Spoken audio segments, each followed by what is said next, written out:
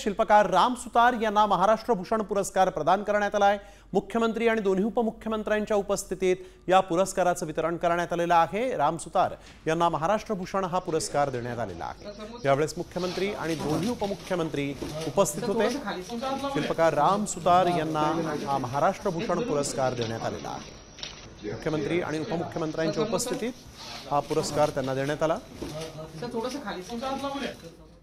महाराष्ट्र भूषण हा पुरस्कार नुकताच आपण दिलेला आहे।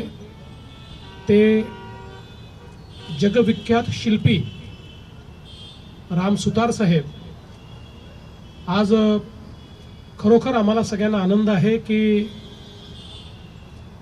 महाराष्ट्राचा जो सर्वोच्च नागरी सन्मान आहे